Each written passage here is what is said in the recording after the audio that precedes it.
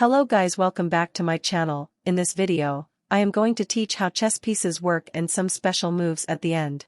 So let's get on to the video. The first piece is the pawn. White's pawns are placed on the second rank and black's pawns are placed on the seventh rank.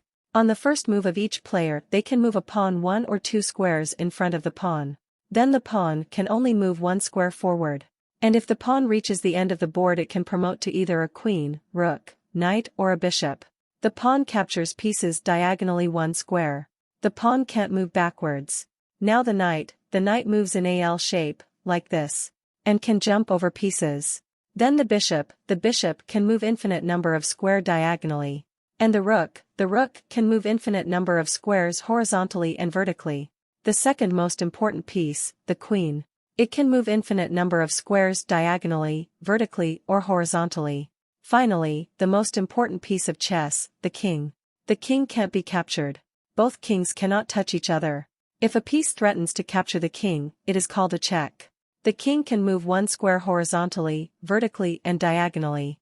Now the special moves. The first move is castling.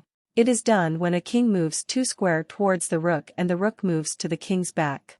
It can only be done when there are no pieces in between the king and the rook, and while castling the king is not in check, and when the king is ready to castle he square the king moves to cannot be covered by the opponent's piece or pieces, and castle can only be performed if the king and the rook haven't moved yet.